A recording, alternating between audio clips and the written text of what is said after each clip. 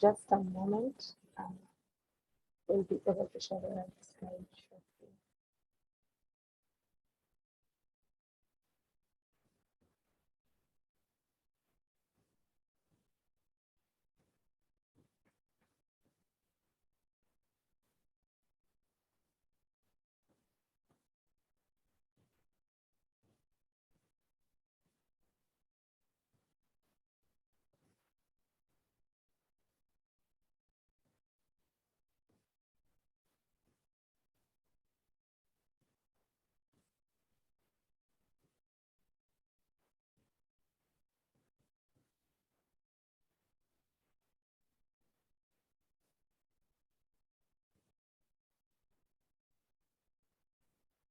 Yeah, so are you able to see my screen?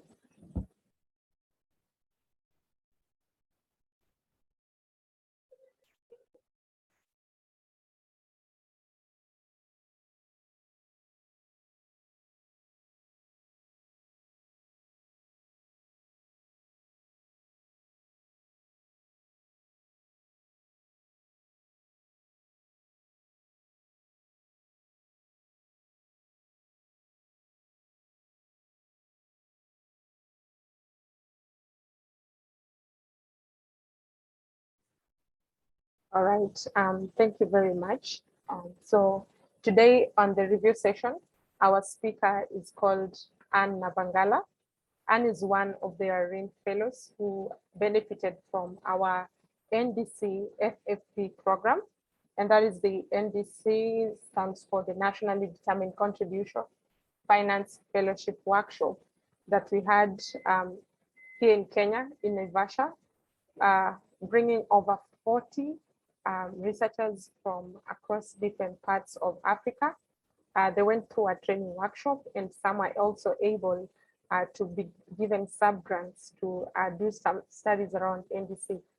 So Nabangala works with the Water Sector Fund as a principal program officer for climate change and the focal person for the organization in relation to integration of climate change and greening, resource mobilization, reporting on climate actions, and financial flows across the projects and programs.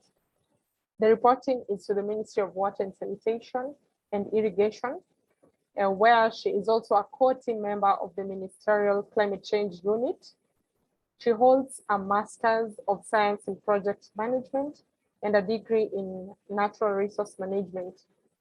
She is competent and self-motivated with expertise in formulating and implementing projects in climate change adaptation and mitigation, natural resources management, water sanitation, and research for sustainable development. She has 17 years of experience working with civil society organizations and the government of Kenya. Her duties include management of the climate change portfolio, ensuring prudent fund utilization, monitoring and reporting, proposing climate policy interventions, environmental and social safeguard person for the World Bank's Horn of Africa Groundwater for Resilience program. She also reports and handles audit issues. So Nabangala, you're very much welcome to take the floor and take us through your presentation today. Thank you.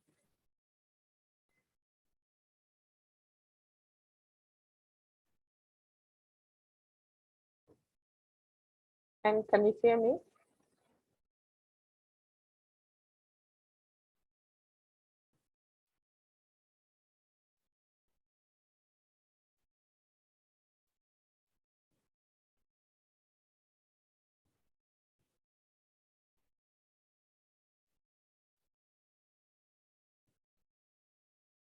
Or I can just see that she dropped.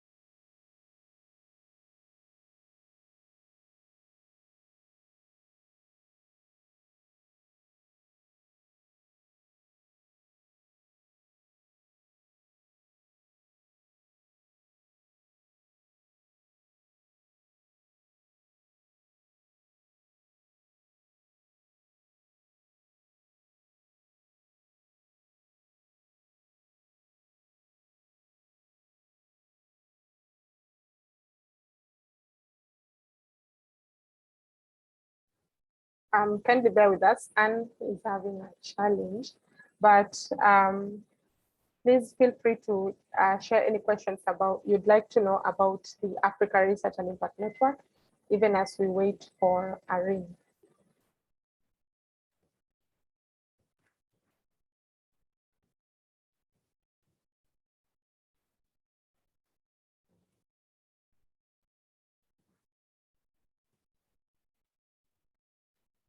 Any question you'd like to know about the Africa Research and Impact Network? Maybe you'd like to join us, but there's something that was not very clear from what I just explained. Please feel free to let me know.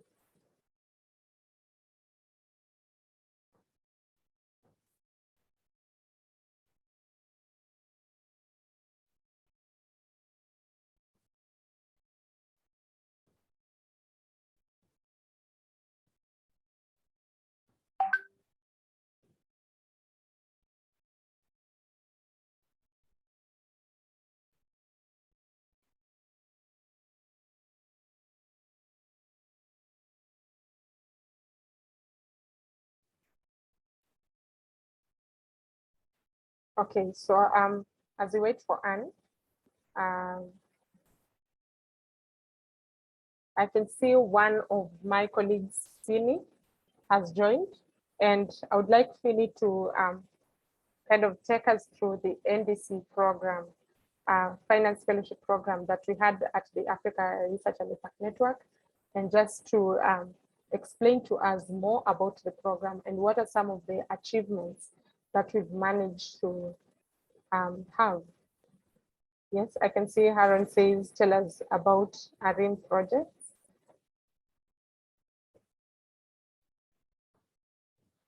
Fini, are you able to unmute yourself?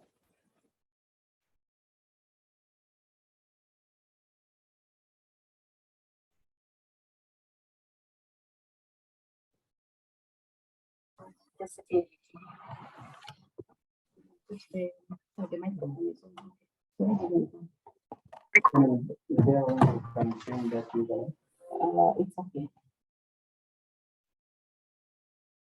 Hi, Juliet. Hello. Hi, Anne. No, I'm not leaving. I was.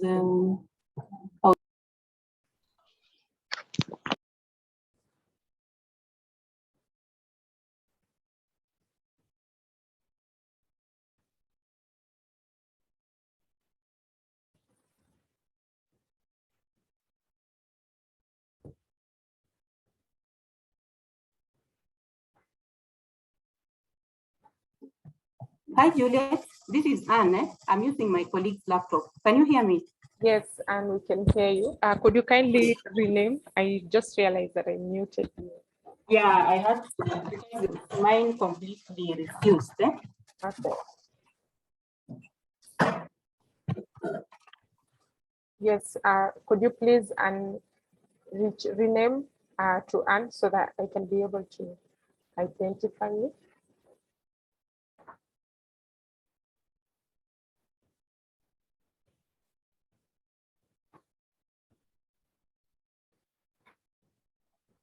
I can't seem to be able to rename from Kennedy, but I'm using my colleague in ICT laptop. So maybe you can just proceed. Yes, that's fine. So I just because I wanted to use my phone, but it seems I'm being requested for the passcode. Okay. It's requested for the passcode. Okay, it's fine. But at least we can see you, so I think you could just proceed and take the stage. I already did an introduction about you to our audience today. Okay, so have you projected the presentation? Yes. Can you see my screen? Yes.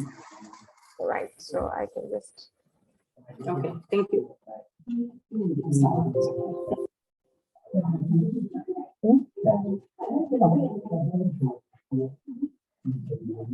Yeah, okay, thank you so much. And sorry for the mishap that we've had, the technological challenges. Once again, I think Juliet has introduced me. My name is Nabangala Obae.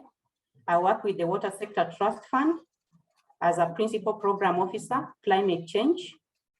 I'm going to share about the work that the Water Sector Trust Fund is doing in relation to mainstreaming climate change issues, specifically climate proofing of the water and sanitation sector in the country. And this is, I'm going to share some of the efforts that the Water Sector Trust Fund is undertaking to transform how water service and sanitation services are delivered in the country, specifically through the financing lens. Next.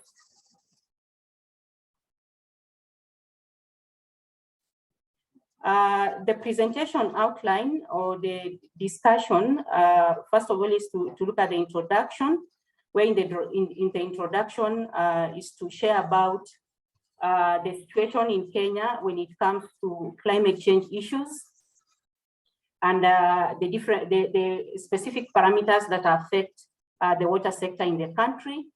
The second part is to look at what strategy does the water fund or Water Sector Trust Fund have in place to ensure that climate change issues are well captured, especially, as I said, in line with the financing frame. Thirdly is to share about the different climate proofing and greening initiatives that the sector is so far supporting in an effort to contribute towards reduced mitigation, towards reduced emissions and increased resilience of the infrastructures and the communities that we are supporting in the country. Third is to look at the Water Fund climate finance donor portfolio and how the growth has been, to share the new efforts that the Water Fund is undertaking to ensure that we grow the climate change perspective in relation to financing of the sector.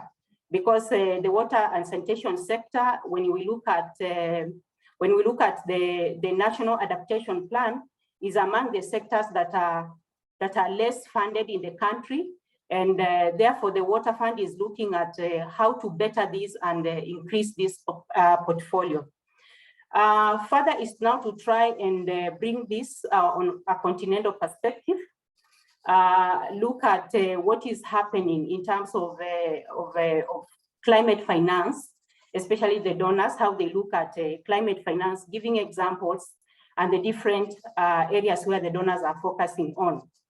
The presentation will also touch on the donor priorities and taxonomies in Africa in relation to national determined contributions, financing, and then finally, in terms of environmental and social governance investments in Africa. Next, please.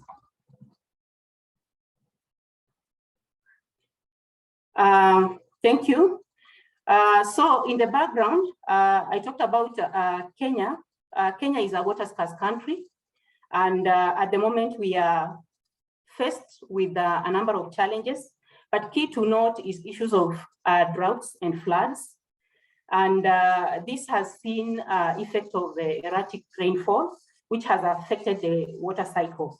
What is the result of this is that we are seeing a lot of dry spells and a lot of flooding events. That's the general perspective of the country. About the Water Sector Trust Fund or the Water Fund, we are a state corporation under the Ministry of Water, Sanitation and Irrigation.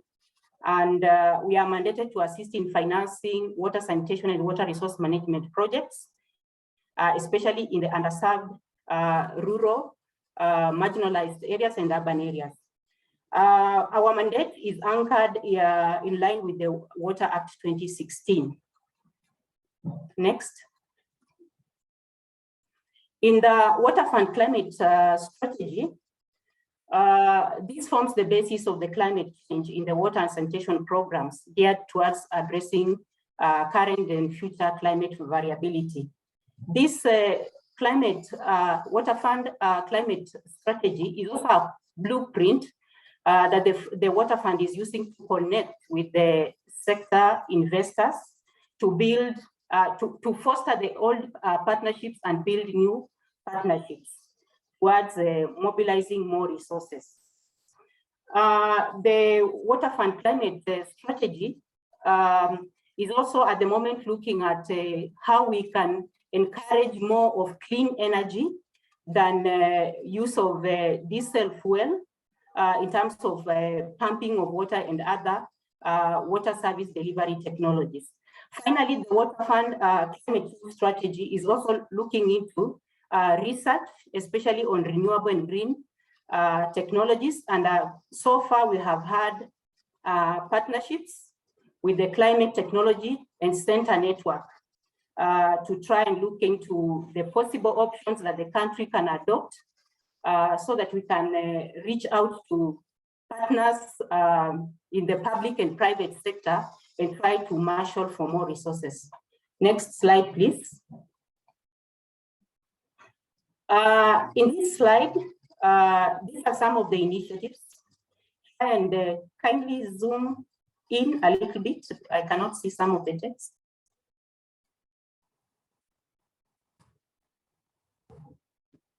No, just make it smaller a little bit again. Yes, some of the efforts that the Water Fund is already undertaking together with the different implementing partners. In this photo, we can see an underground tank, which is known as a Jabia. This is in Lamu County. And this is with the support from the Denmark government under a program known as the Green Growth and Employment Program. They have done an underground tank because the Lamu generally is the one area that we can say that there is a lot of saline water, there's a lot of seawater, but it's very hard to come across fresh water. So what is happening here is that these jabias are supposed to be used to harness rainfall runoff. And the solar panels you see, they are tied to a pumping system where this water now is pumped into pipelines. This is in a school to make sure that this school is able to access fresh water. So the essence is to try to utilize the water that would just have gone off into the Indian Ocean to get wasted to be utilized. We can use this as a scenario whereby in Kenya generally we have, I think it's very frequent, you will see it on the news, whereby it is said that we've had a rainfall episode and people are drowning, and the next 2 or 3 weeks you'll hear about there is no water. So we can say that we can use this kind of technology to address issues around disaster management, coming from flood issues, whereby we are managing the disasters that are coming from floods, but at the same time, be able to meet the water demands of such communities that are really struggling with water access. Next slide, please. In this photo, this is another, again, example funded, hello? This is another example funded by the government of Sweden and the government of Finland. This is a program that the Water Fund also undertook, but it closed like a year ago in 6 counties in Kenya. This is in Kwale County, and you can see a storage tank, and again, it's about utilization of renewable energy as a supplementary source of power to pump the water to different communities. Next slide. Next slide, please. In this final example of initiative, and these are not the only efforts that the Water Fund has undertaken through together with the partners. This is the Decentralized Treatment Facility. The right one is in Machakos and the other one is in Homa Bay County. And this is one of the green technologies that has really succeeded in the country. And the essence is to try and make sure that the parts of the countries that are not connected to the conventional sewer systems, they have decentralized systems of treatment of waste. And on the right, on the left, on the right again, that is Machakos. You can see there are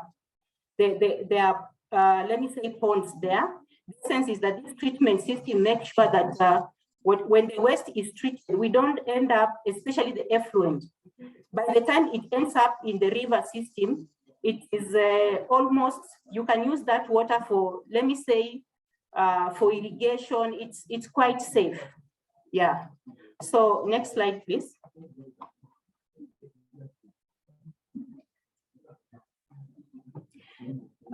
So just to demonstrate how the work that the Water Sector Trust Fund has been doing in collaboration with the Ministry of Water, Sanitation and Agriculture, Ministry of Water, Sanitation and Irrigation, sorry, and different implementation partners, the water companies, the RUAs and all that, is that the Water Fund has been recognized by the United Nations. Under the United Nations Public Service Award, we've been a winner. 2 rows on the right. This is the recognition we received out of the last initiative, the upscaling basic sanitation for the urban poor, and specifically it was the technology to do with the DTF that saw us win this award. And the most latest is last year. We are still going strong. We had another award again from the United Nations Public Service Award, courtesy of the World Bank Output-Based Aid Program. Next slide, please. Talking about the funding, I want to reiterate that we might say that oh, the water sector has a lot of financials, because in the introduction, the Water Fund is the financing arm of the ministry. But I can say that this is a drop in the ocean, because we still have a lot of needs that we haven't met. But just to give us a snapshot of the financing partners we are working with, you can see we have, of course, first of all, our own government. We have Sweden, we have Finland, we have International Fund on Agricultural Development. We have the KfW, that's the German corporation. We have Bill and Melinda Gates. We have the European Union. Previously, we worked with the UNICEF. Also, technically, we working with the Water Resources Authority, previous WARMA. We worked with the UN Habitat. I talked about World Bank. We are also having active collaboration and even trying to come up with new partnerships, as we'll see later, with the Africa Development Bank. On water supply, as the implementing partners, we work with the water companies. We have Danida. I talked about Danida, and previously we worked with GIZ. Next slide, please. This one, we will not dwell on this, but as you can see, we started in the year 2004, and our financing growth has been on an upward trajectory. But also just to reiterate once more is that we require more resources, and especially on climate proofing and improving on climate resilience. Because by and large, until I think the year 2018, 2019, or around 2019 there, I think what you are seeing is heavily the conventional financing of the water sanitation and water resources projects.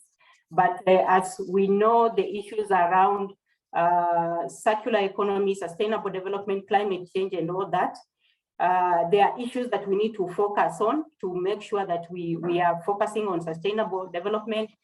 We are focusing on resilience, because by and large, the effect of climate change is becoming more evident day by day. Next slide. Yeah, so here is about just a little bit of details on the financing portfolio for the water fund. I talked about Danida. We have worked with them on a program known as the Green Growth and Employment Program. The program is aimed at enhancing green technologies in the water and sanitation projects in the rural underserved areas. At the moment, we have another program that is on conservation of water resources and natural resources management, known as International Fund on Agricultural Development in the Apatana Natural Resources Management. We have also another program that is going on with support from the European Union, known as the EU Climate Proofing. These are some of the programs that now are becoming more focused in terms of making sure it's not just about enhancing water access and sanitation the conventional way, but looking at it from a climate change perspective, right from when you design even the program itself, you need to make sure that the aspects to do with the resilience and the reduction of emissions is put into perspective. That means that even at the call for proposals, you are making the calls for proposals cognizant that whoever is applying for this project, they need to be actively thinking about these aspects when they are applying, when they are doing the designs, when they are doing the procurement, implementation, and even reporting and tracking and all that. Next slide, please. On the new efforts that the Water Fund and the ministry is working to put in place to enhance the climate finance portfolio and greening portfolio in the sector. At the moment, we are actively pursuing the Green Climate Fund on a program of enhancing access to finance green water and sanitation technologies in Kenya, with the National Treasury being the national designated authority and the African Development Bank being the proposed proposed accreditation entity. We are aiming at $150 million with the GCF if it goes through, supporting $100 million and co-financing of $50 million. Next slide. This program, and this is where you can see the paradigm shift. This program is not just looking at, do we have water? Do we have sanitation services? Are the water and the natural resources conserved?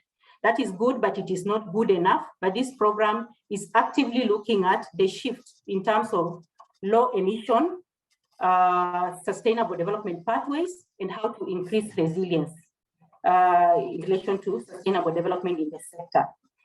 The program has three components. One is on improving access to financing on green technology projects in the sector. Secondly, is on increasing climate resilience for the water supply, sanitation, and irrigation infrastructure for the underserved and vulnerable communities. And thirdly, is on building capacity strengthening on these aspects. Next slide. In terms of mitigation, the project is looking at a reduction in CO2 by 180 tons per year through the 3,000 solar pumps that will be installed. And the details in terms of reducing the cost of electricity, issues around smart meters and smart sensors, renewable water sources, energy production, and reduction of greenhouse gases. In terms of adaptation, the program will be looking at around 3 million people benefiting both directly and indirectly. And directly, these are communities and households and communities through access of water for domestic irrigation, pastoral activities, and conservancies. For indirect, there will be travelers that are benefiting from the services that are stated. Next slide. Okay, now we shift away from the water fund and the Kenya perspective a little bit. Now we delve into the African continent, but still a little bit, this is also still touching on Kenya, sorry for that. At the Kenyan perspective, also through the National Treasury, we are having a program known as the World Bank FLOCA, Financing Local Climate-Led Actions Program, which is a very interesting program. And this is more on the grassroots than at the national level. Yeah, okay, next slide.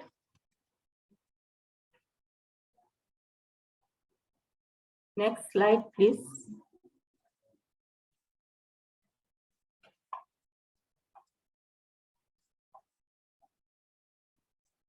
Hello, Juliet. Thank you. The FLOCA program has two modalities of supporting the grassroots, and this is at the county and sub-county level. First of all, let me talk about what the FLOCA aims to do at the national level before I talk about what they're supposed to do at the grassroots level. At the national level is to further build capacity. All those things that I talked about when I was talking about Kenya and talking about the water sector, what they are doing. What I didn't mention is that one impediment when it comes to financing the water and sanitation sector is capacity issues. So the FLOCA program, which is funded by the World Bank, has recognized this and is actively pursuing to make sure that the ministries and the agencies, they have adequate capacity to be able to, if it is do proposals that are bankable, undertake climate data, have climate data management capacity, capacity at the program management and all that. At the county level, there are two kinds of supports that are going on. One is the institutional support in terms of setting up the climate change units, which at the ministry level, we have the climate change units where different state agencies have these climate change units, like at the moment at the water fund, I'm the contact person. So the same are being formed at the county so that if there are resources that are being channeled, then there is there are systems and there is order in terms of this, how these resources will be utilized. Then the second part of the county level support, which is the P4R, is the grant that is supposed to go into establishing the climate change funds, which are supposed to support the climate change action plans at the county to mainstream climate change issues within the counties, depending with the priority of the issues they have brought on board. Next slide. Again, this is just about FLOCA, the progress they've made so far. 42 counties have passed the Climate Change Act. 38 counties have made all the criteria analysis in terms of what was put in place by FLOCA, so that they can be able to receive the funding. And 9 counties have not met all the criteria. Next. Other efforts that in terms of the African climate finance portfolio and the interests that are going on now in general, we have the Africa Development Bank through the SCCF, that is the Africa Climate Change Fund, which was established in 2014 with an overall mission to support African countries to build resilience to counter the negative impacts of climate change. We have also the World Bank with the Global Facility on Disaster Reduction and Recovery. Next slide. Continuing with the African climate finance portfolio, we also have efforts by previously the DFID. This is the British support under a program known as Future Climate for Africa, which is 25 million program funded by the UK Foreign Commonwealth and Development Office, FCDO. We also have others that are listed here. There's not so much that information that so far we have dug in relation to this, but these slides will be shared for the benefit of following up. We have FCFA, we have AMA 25, that's African Monsoon Multidisciplinary Analysis 20. We have the Fractal, Future Resilience for African Cities and Lands. We have the Impala and others. Next slide. Coming to environmental and social governance issues in Africa as they relate to the NDCs as we finalize.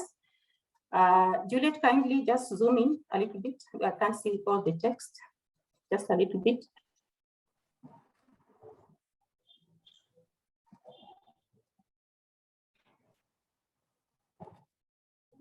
Okay, I wish you'd just drag it a bit on the left. No, don't zoom out. Don't make it bigger. Yeah, because I can't see all the text.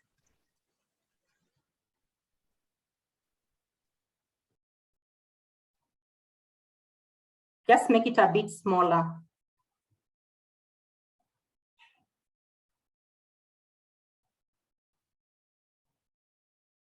Or if it can zoom, it's okay, I think.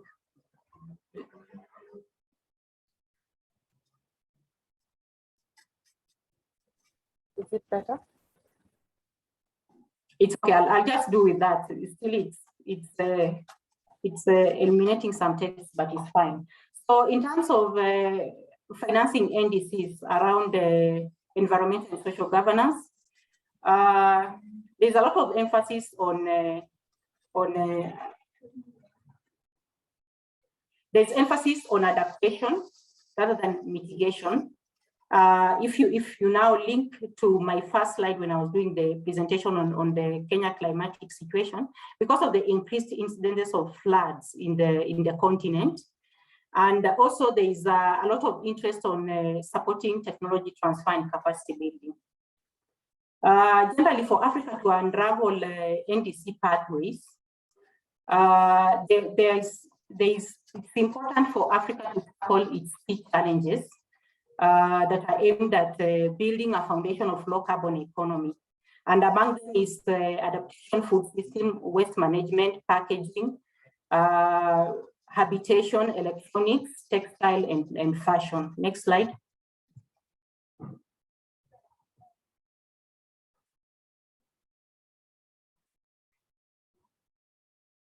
Yeah, a little bit on detail on ESG and NDC financing. There's need on investing massively in climate adaptation across the continent. Countries must drive the development while promoting the preservation of the regional biodiversity and land.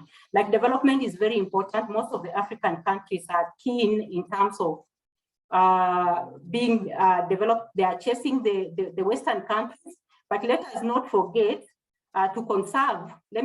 Allow me to use the word conserve and not use what is in the slide as preserve the regional biodiversity and land, because this is very important. Europe has developed, and they are now starting to track back. They are trying to recoup back the biodiversity and land after they almost destroying everything through industrialization. Another thing is the food systems. It is important that we look at circular economy solutions for the food systems to feed the ever-increasing population in Africa. We know that in the world, we are apart from Asia, we are among the continent that has very high population, and especially with the effects that have been increased by the impact of COVID-19. Poverty levels have gone high, people have lost jobs, so we have to be more creative. Another area is on waste management. There is importance of utilizing circular economy solutions to improve waste management in the continent.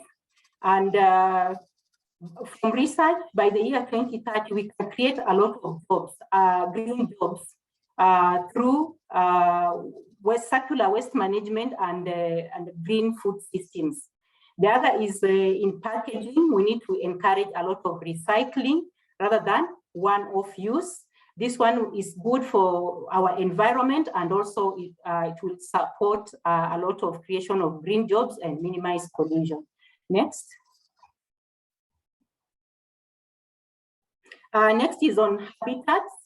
I think as much as I talked about European countries suffering the effect of losing biodiversity and good land, but there is one thing I think they are ahead of us: issues of habitation, the inbuilt concept and the green buildings and all that. We need to look into, instead of everybody thinking that I have to own a piece of land and be on my own somewhere, we need to look into buildings that can host people in a small location, and we let the rest of the land be used for other productive uses. Than you can see, like for example, if it is Nairobi, everyone wants a plot and to build their own home like that. I want my own space, things like that. With the time, this will become negative in terms of the environment, in terms of how we manage our resources. So therefore, we are saying it's important to focus on low carbon built environment. Also, like encourage buildings, green buildings, whereby we are saying that the buildings are efficient in terms of energy, in terms of water, in terms of waste management. Like for example, if it's an efficient building and we are talking about water efficiency, the building should be able to harness rainwater and utilize that water for maybe things like running the systems within the building, instead of saying we depend on the water supply from the company. Next is on electronics. I think there has been a lot of growth in terms of e-waste in the continent. It has increased by about 9.2 million metric tons. And we need to also encourage recycling of e-waste within the continent for the interest of the environment and also creating green jobs. Finally, is on the textile industry. I think we suffer a lot as a continent because we import a lot of textile and we want to go by the trends. This fashion has come and I have to go by it, but do you really require it at the end of the day? Probably there is this concept they say, when you think that you need a new dress, a new shirt, a new shoe, shop within the house, rather than thinking always that I have to go to the market for another one. Because sometimes we end up like let me say, not to try and look like I'm trying to kill businesses of other people, but like the second-hand industry, for Kenyans, we call it mtumba. It's like, if you look at it inwardly, you find that maybe it's also, for some countries, is a way of like dumping in Africa. As much as on the other side, someone will argue and say, yeah, there are a lot of jobs that have been created. So we need to think about circular economy solutions in the fashions and textile industry. Next slide. Oh, and that is it for our presentation today from the Water Sector Trust Fund and the different, trying to look into the different perspective of how donors are looking into financing in the African continent, how the continent can perform in terms of promoting more environmental and social responsibility, yeah, across the continent. Thank you so much. And I welcome, if there are additions, I know there are a number of colleagues of mine. Thank you so much. I can see Sally. I don't know who else is online. If they're able to join in, if there's something that I didn't talk about, they would make an addition. Yeah, so thank you so much. Juliet?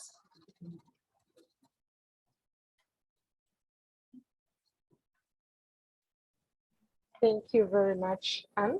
I think that was an awesome presentation. But before I give my comments or invite the participants to comment or ask questions, I would like to just find out, like you've mentioned, if any of your colleagues have anything to add to what you just said.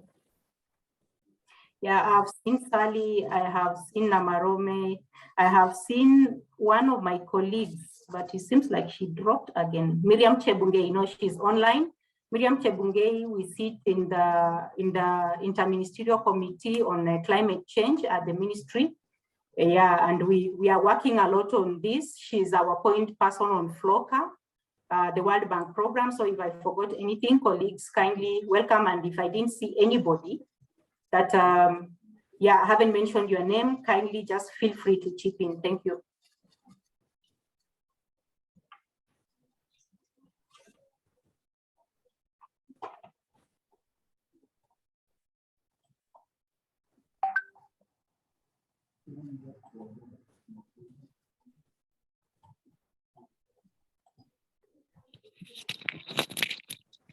Hello.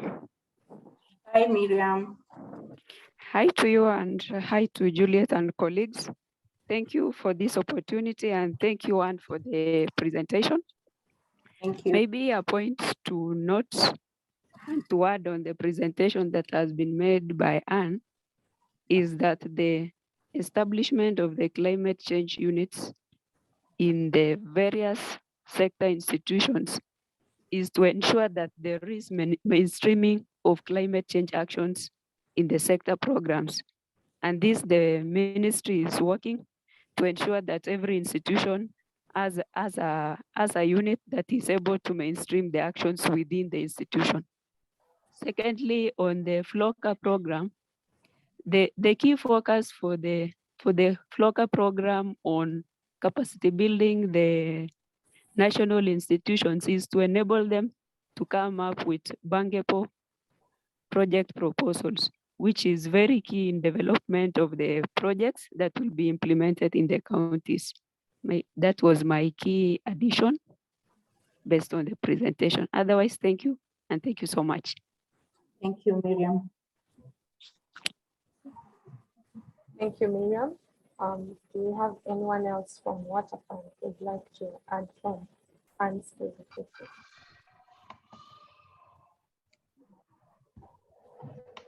Hello, Sarah. Hi. Hello, Sarah. Hi, we can hear you. Yeah, I think I just want to, this is Marie. I just want to commend Anne for the presentation. I've just done some notes on the side, I think where there's a chat. And an element that I want, at least I know it is, I presume it is incorporated in the project. Like at least she talked about water aspect of the climate change. I mean, the floods we are encountering, the droughts we are encountering, but I hope we are looking at it in the context also of the gender dimensions and its implication. There are strategies that you're doing like capacity building. And when you do capacity, what are the ratio of men and women that participate in these activities? I think as a project, let us be very conscious about representation of gender in all the activities, and not both at the county level and at the national level.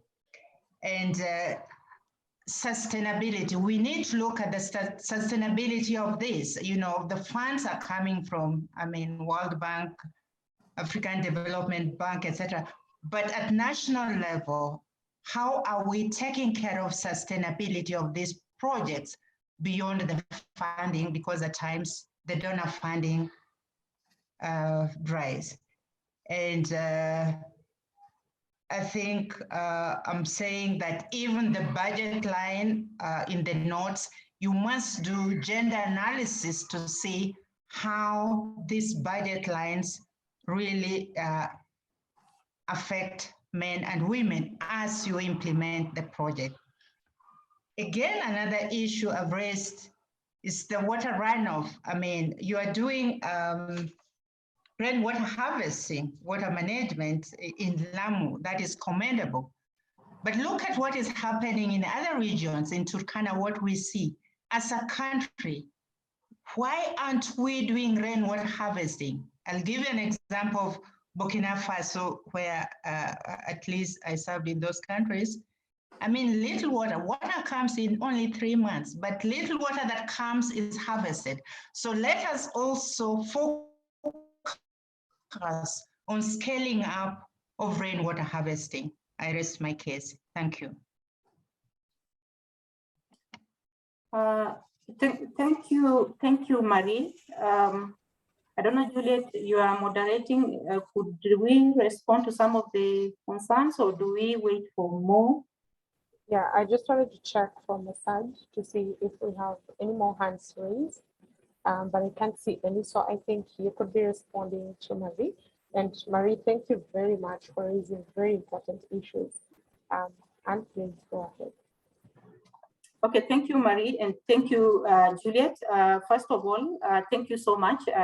I think your points and concerns are very valid, and they are much in order.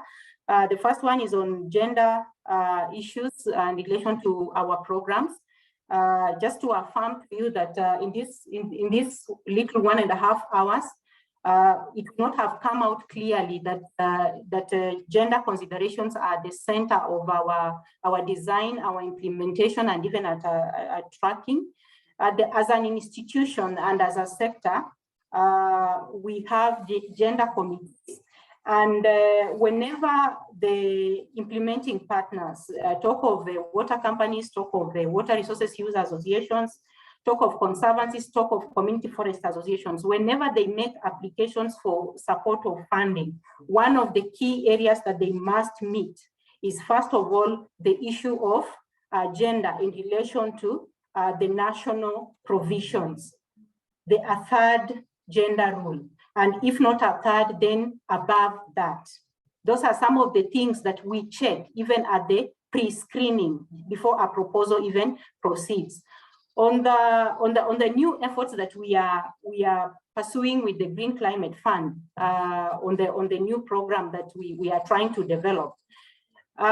Yes, when it will reach a time whereby we are supposed to take the different studies, gender studies among the studies that we must undertake, and this is just in line with the national government provisions, and again in line with the Green Climate Fund gender framework. So yes, we are very cognizant of these issues, and even at implementation level, we are just not talking about even that number being there. We are talking about, if we are talking of youth, we are talking of women or whoever that is in those entities that are implementing these projects. What is their active role in terms of design, in terms of governance issues, decision making, and all that? Secondly is the issue of sustainability. Sustainability is at the core of the business of the water sector and the water fund. This is because even for us to start thinking about moving from business as usual to how do we bring into perspective the issues of climate financing, all that, is because we stumbled on challenges. We could do boreholes, and a few years later, you are told either this borehole got flooded and got filled up with silt. You'll be told if you did a water pan, it got silted or it got swept away. So we were having a lot of either projects that are not giving value for money in terms of the people they are supposed to serve, or even they are not serving for the time that we expect them to serve. So then we started thinking about, if we are doing, for example, a water pan, how can we make this water pan more climate proofed so that it can be able to serve that community for a considerable period of time until the next rainfall episode, especially in the arid and semi-arid areas. So if you keenly go to our website, you will find that in the moment, like if I use the water pans, we are not encouraging a certain size, because if you do a very small water pan in Mandera or in Turkana, and the rainfall is very erratic, you find that maybe 2 months later it is dry. So then what are we talking about? Are you really helping these communities? They have to shift to another area. So in terms of climate proofing, we are now talking over a certain capacity. And apart from that, we are also talking not just about the size. We are talking of other design issues, the embankment. How do we design these water pans so that we take care of quick silting? How do we design these water pans such that we can talk of reduced evapotranspiration rate? That is why in one of my first slides, I talked about the climate, the water fund strategy, looking into the aspects of research and innovation, partnering with other institutions like the CTCN, the Climate Technological Center Network. These are some of the issues that we were exploring to say it is not just a borehole, it is not just a water pump, but what are the climate proofing aspects? And out of this, I said that this now is starting to give birth to new programs. Like, for example, I talked about the EU climate proofing and these current new programs that we are still working on. We are still developing to see if we can get support. In terms of Mary, in terms of water harvesting, because of time, we just gave a few examples, but I can attest to you there is a lot of water harvesting that is being supported through the Ministry of Water, Sanitation and Irrigation in partnership, of course, together with the Water Fund being the financing arm. We have a lot of technologies and a lot of work going on across the counties in the country. So, but because of time and we have to give other participants a chance, then I think we can always follow up on this, but we have water pumps, we have jabias, we have rainwater harvesting tanks, we have different technologies that we are supporting across these donors that I mentioned in one of the slides. Thank you so much. Thank you very much, Anne, for that response. And if Mary has a follow-up question, then I'll allow her to ask that. But in the meantime, do we have anyone else with a comment or question from the presentation we just had?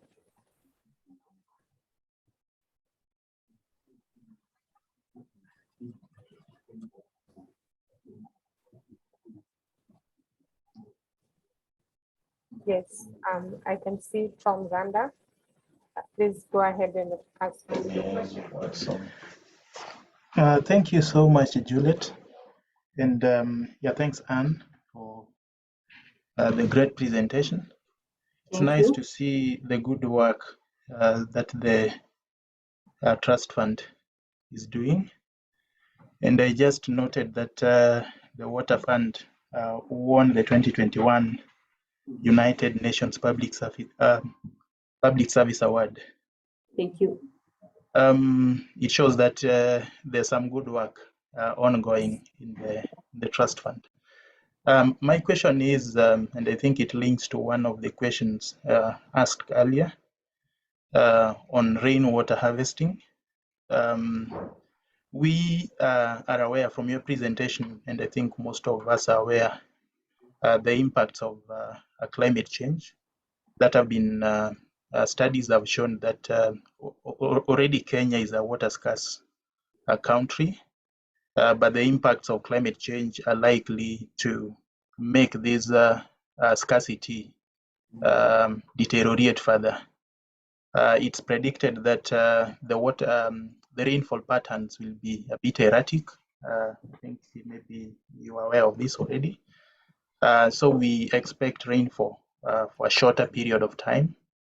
So a lot of water coming in for a shorter period of time that we must make a good use of to counter the possible prolonged droughts and bridge the gap of water scarcity. So rainwater is a resource that most people, most countries are keen on harvesting and storing. What are we doing in that area to ensure that this trend of just leaving the rainwater going into waste and causing havoc through floods is kind of addressed?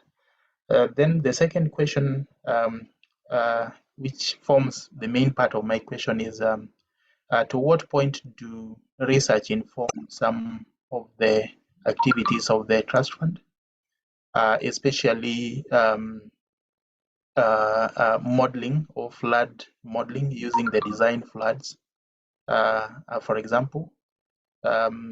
Just trying to understand how much you engage as an institution with research and whether you have internal capacity or you rely on consultants, if I may say so, just like most public institutions in terms of research. Then apart from highlighting some of the impacts which you've shown, what are some of the impacts that most of your projects have created, especially in the arid and semi-arid areas? Because I think as an institution, you have a mandate, but also a goal. You feel good when you see some of the work you've done creating lots of impact, especially when we talk about climate change adaptation in the water sector. Thanks. Okay, thank you. Juliet, do we take this or we get another round of questions? I think we can respond to Tom. We've asked a couple of questions. So, okay. Thank you so much, Tom, and thank you for the concerns that you've raised. I'll start backwards from the last one. What are the impacts that the Water Fund has seen in terms of our interventions in the arid and semi-arid areas? I'll talk about the general impacts because if you are keen on when I was presenting, the aspects to do with the climate proofing and generally, let me say, mainstreaming climate change issues in the water sector through, of course, financing. It's something that came alive to us when we noted that doing the business as usual was not working. So it has just been less than 5 years since we started this journey of ensuring that let us not finance, for example, a diesel pump. Instead, let us encourage, if it's a water company, let's push for solar. Let's push maybe for wind. Let's push for gravity water system. These efforts have just started not long ago. I think when programs like the EU climate proofing that are funded with these aspects in mind, when they wind up in 2 years, then we give it maybe another 3 years, will be clearly like talking of impact. Because if we talk of outcome, we can say we have this number of projects that we've done. We have this number of water sources that have been created that are climate proofed and all that. But impact, it's a matter of time. So I'll not try to blow our trumpet and say, yeah, in terms of climate proofing and in terms of resilience for the communities through the water sector financing, we have done this. We are largely not there, but we are on that journey. The other two concerns, I think they are tied. One was how do we ensure that the water that we have does not cause havoc? I can say that little by little, if you look at the aspect of rainwater harvesting, irrespective of the technology, and I think I mentioned that in my presentation. On one divide, you are talking about making sure that people have water, that people are not, all of them scrambling to go to the river. Everyone is not sinking a borehole to get water, like I have to have my own borehole. But we are saying that there is a lot of rainfall, a lot of runoff. When you take care of runoff through rainwater harvesting technologies, you are arresting that water for productive use, but you are reducing flooding. So that's what I can say. Then the third aspect is on modeling on relation to flood waters. This one we depend on the Water Resources Authority because at the moment it's not in our mandate. But as we develop along this line of trying to ensure that whatever we fund is climate proofed, can stand floods, for example, we will need internal capacity to beef up with what data that we can get from the Water Resources Authority and the Meteorological Department. And at the moment, we have a division in the fund that is looking into research and innovation. I know the manager was just not able to join because the managers are having another meeting, but we have that particular docket that has just been created, I think not more than 2 years ago. And we welcome all manner of ideas to how to make the service delivery in this country be more even transformative than it is now. But online, I can see my colleague Sally has raised her hand. Probably she wants to say something or give us a backup. Sally, are you there? Yes, thank you. And can you hear me? Yes, please. Yes, maybe I could give a bit of a backup in terms of the research that the Water Sector Trust Fund is doing. Internally, we are not doing much at the moment, but we have signed an MOU with Kenya Water Institute, where they have been supporting to carry out research in different areas. For example, like recently we have been working with the Kenya Water Institute to carry out research in Turkana West Sub-County. This research is intended to help in determining the effects of soil erosion on the existing water supply system, especially along the Tarach River in Turkana West Sub-County. So these efforts will help us to model like the areas that are adversely, because the Tarach River is majorly where the counties in where where the Turkana County government and some extent Water Sector Trust Fund has invested in boreholes along the river. So modeling sometimes these boreholes are swept away by floods. So modeling this, modeling the water systems along the river is essential in achieving the Water Sector Trust Fund mandate in ensuring that the boreholes are sustainable. Thank you. Thank you, Sally. Juliet? Yeah, thank you, Anne. I'm not sure you've responded to all of the questions that I directed from. Yes, there were 3, and the first one was on impact. The second was on what we are doing about the water causing havoc, which I talked about, the technologies to harness water that are serving both they are serving the purpose of capturing water for use either for domestic irrigation, livestock, and all that, but are in the process of holding that water. Like if you have an area that is prone to floods, then a dam is put up. Usually it is to serve 2 purposes. Apart from water access, it is also to manage the flooding, the flash flooding. Then the third one is on the modeling for flood water, which I said, this is an area where Water Resources Authority, our sister institution, can better answer. But again, Sally has added and said, through our research and innovation, there is work going on in Turkana along the Tarach River. So I think those were the 3 concerns. Unless, Tom, if you feel that any of them has not been adequately addressed. Yeah, thank you. Yeah, not really. I think you've answered most of them well, and I'm glad that you are collaborating and partnering with the Water Resource Authorities, and I guess also other institutions like Kenya Met Department. Yeah. Yes, Thanks. we are. Yeah, thank you. All right, thank you, Tom, for your questions, and thank you, Anne, for responding. So I also have a question. Yes. I don't know if this is within the scope of your work at Water Trust Fund, but I'm curious to know whether whether you do some analysis or on the impact of climate change on water balance in river basins using monthly input data. So I think that could be 2 questions. One is to maybe find out, do you have such kind of data in your organization?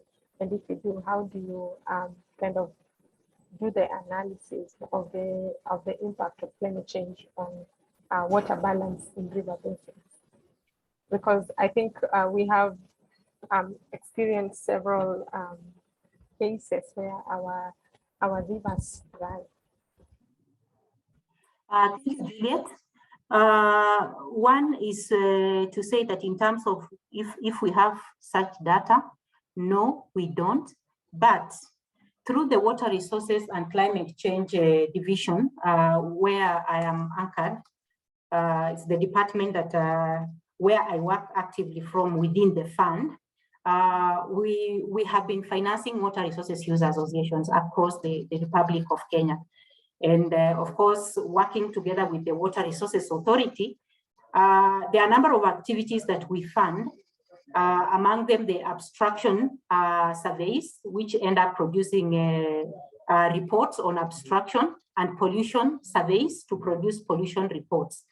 In those reports, especially the abstraction reports, there is information, and this is according to one subcatchment to another. These reports by the RUAs, when they do water abstraction surveys, they generate, I want to say they generate, like if it is about the river systems, they generate information about the abstraction levels at a given time during different seasons and all that. But in terms of the data, I will not say that the Water Fund has that.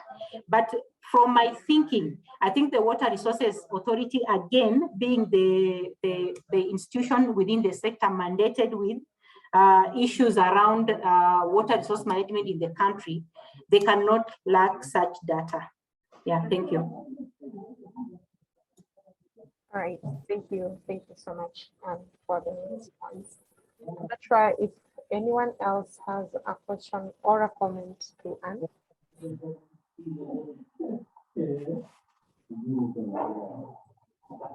Have anyone?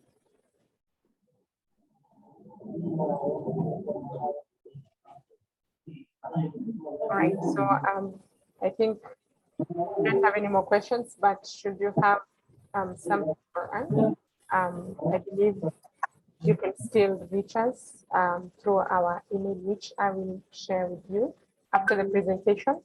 But at this moment, kindly allow me to welcome our convener, Dr. Joanne Satella, to give us his comments and final remarks.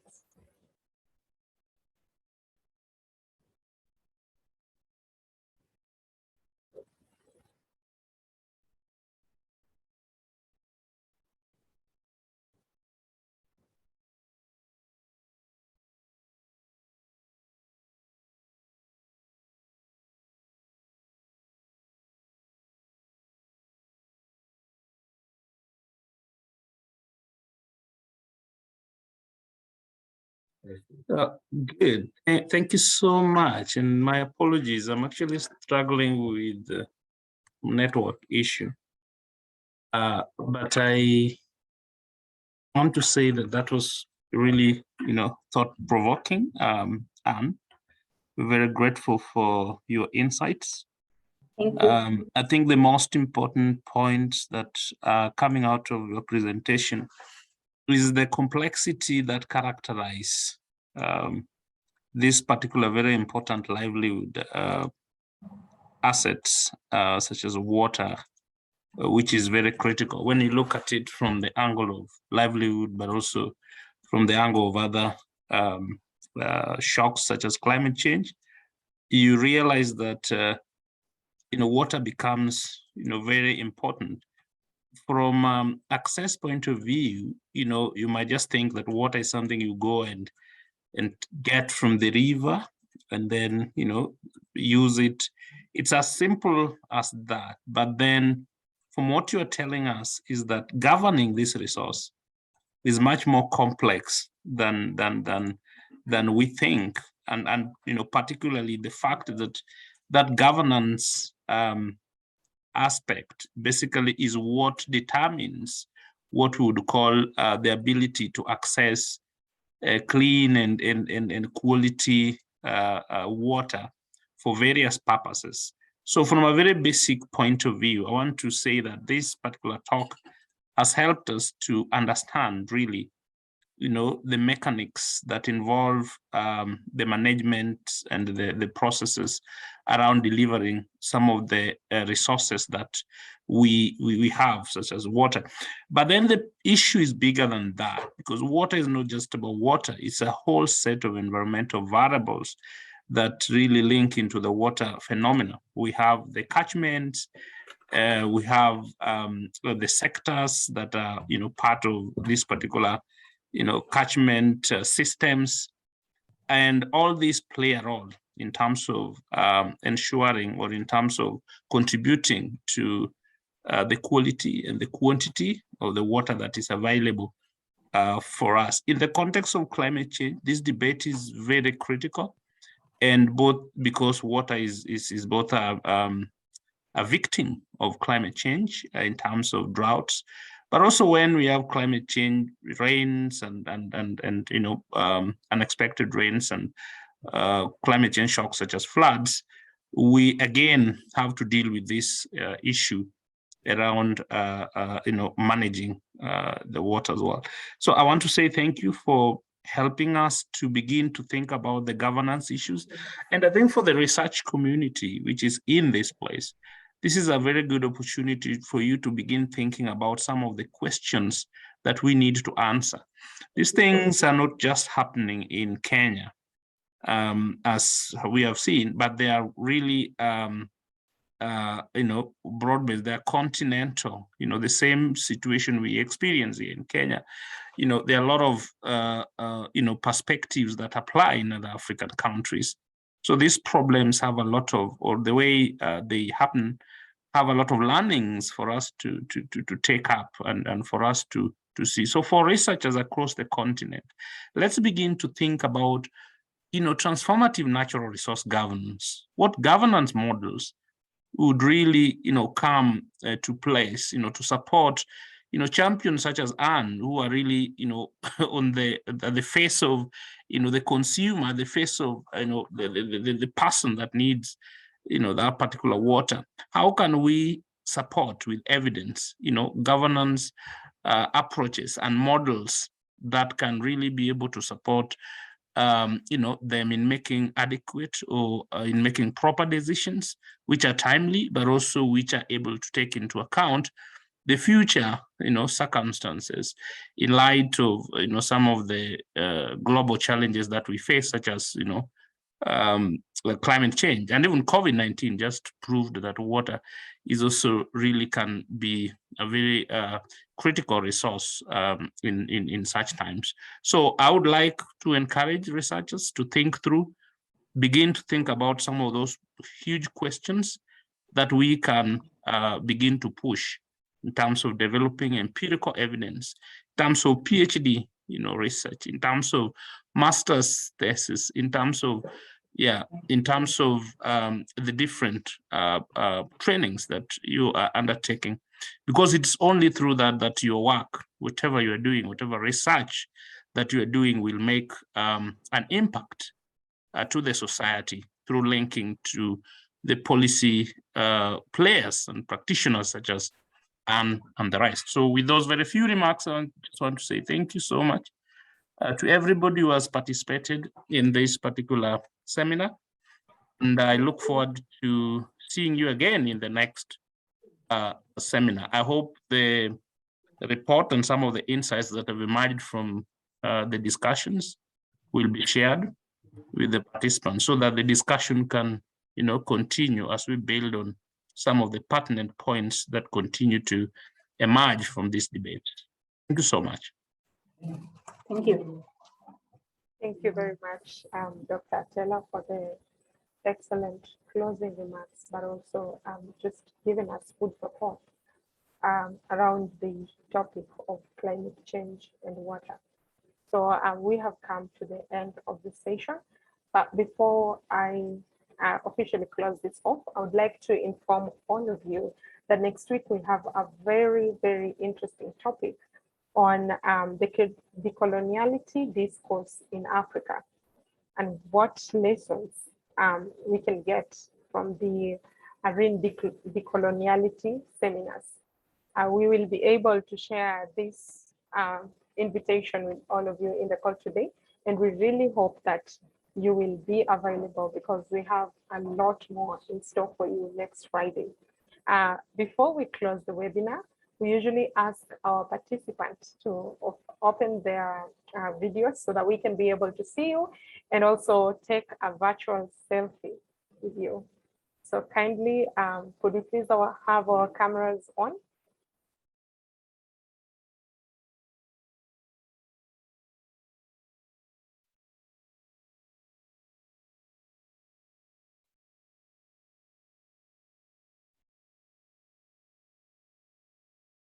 One more minute, I can see we have people have not yet turned on their cameras. We'd like to know you. Awesome. I think we can smile for a selfie as our media team will take a photo. Okay, on the count of 3, 1, 2, and 3.